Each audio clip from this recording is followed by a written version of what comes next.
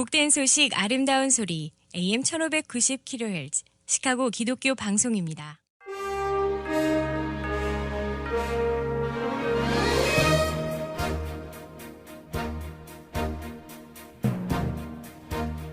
청취자 여러분 안녕하십니까? 4월 14일 금요일 KCBS 헤드라인 뉴스입니다.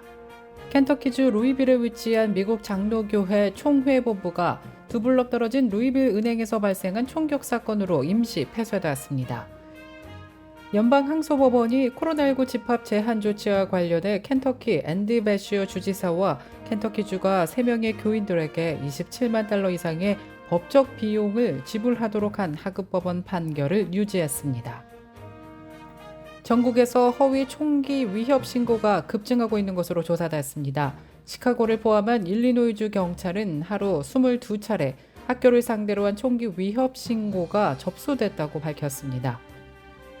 시카고 미술관에서 급여 담당관이 10여 년에 걸쳐 미술관 기금 30억 원 이상을 빼돌린 것으로 드러났습니다.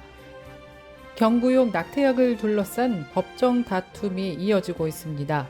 미페프리스톤 사용 승인을 취소한 하급법원의 결정을 지난 12일 항소법원에서 일부 보류하는 등 법원이 서로 엇갈린 판단을 내놓고 있습니다. 연방정부의 기밀 문건이 처음 유출된 대화방 운영자가 미군 주방위군 소속 20대 남성으로 밝혀졌습니다. 이상 이 시각 KCBS 헤드라인 뉴스입니다.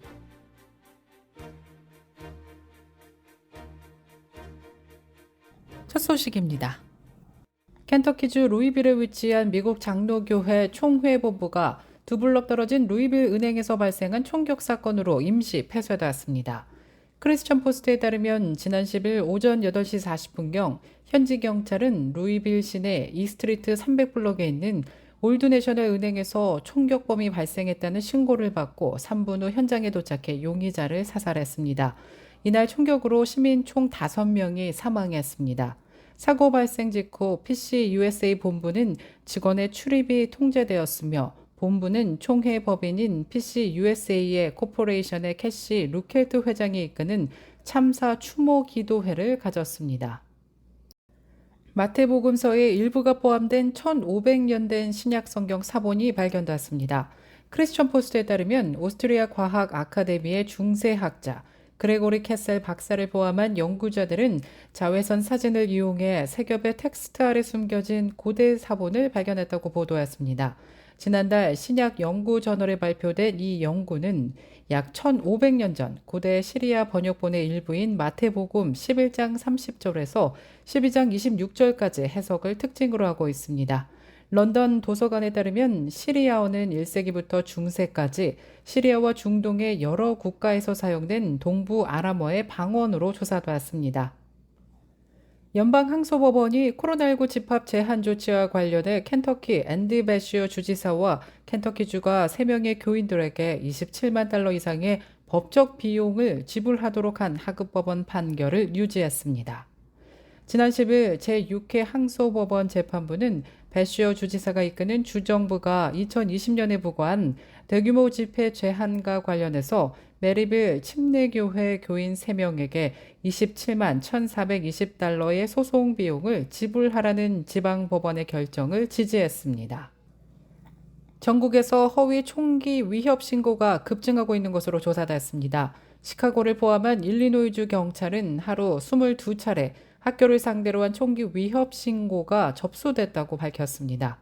일리노이 경찰은 지난 12일 하루 동안 22개 학교가 총기 난사 협박 전화 또는 총격범 출현 신고를 받았다고 밝혔습니다. 이어 경찰이 현장에 출동했지만 실제 위협은 없었고 모두 허위 신고로 확인됐다고 덧붙였습니다.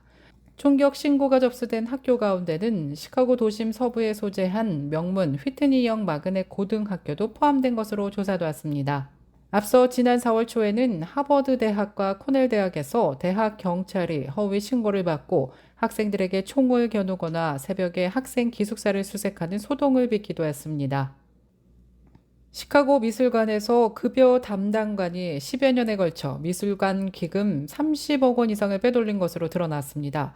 시카고 미술관에서 20여 년간 급여 담당관으로 일한 마이클 모렐로는 지난 2007년부터 2020년까지 허위로 책정한 직원 급여 및 인건비 총 230만 8,772달러를 본인 은행 계좌에 입금한 혐의로 기소된 뒤 유죄를 인정했다고 시카고 언론들이 지난 13일 밝혔습니다. 시카고를 관할하는 일리노이 북부지검은 모렐로가 다른 직원들의 유급 휴가비와 보험료, 급여세, 수강료, 환급금 등을 빼돌리는 수법을 썼다고 밝혔습니다. 경구용 낙태약을 둘러싼 법정 다툼이 이어지고 있습니다. 미페프리스톤 사용 승인을 취소한 하급법원의 결정을 지난 12일 항소법원에서 일부 보류하는 등 법원이 서로 엇갈린 판단을 내놓고 있습니다. 뉴올리언스 제5항소법원은 지난 12일 낙태약 미페프리스톤의 사용을 제한적으로 승인했습니다.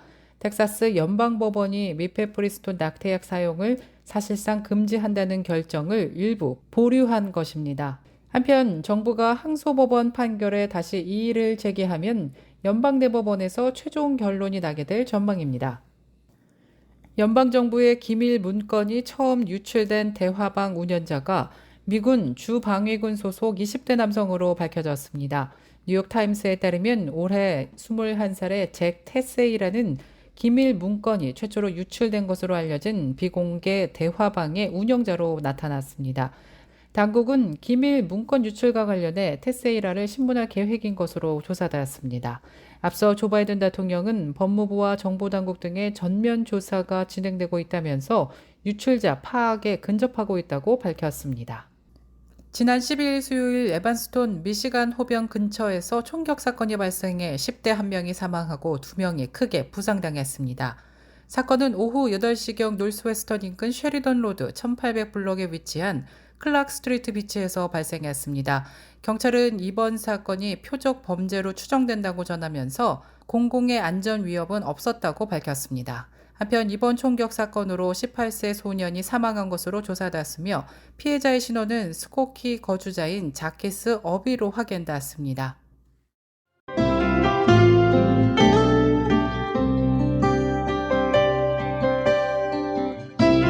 끝으로 날씨입니다. 금요일인 오늘도 하루 종일 맑고 화창한 날씨 계속되겠습니다. 낮 최고 기온 74도, 밤 최저 기온 59도 예상됩니다. 토요일도 계속해서 맑고 화창한 날씨 이어지겠습니다. 낮 최고 기온 79도, 밤 최저 기온 58도 예상됩니다.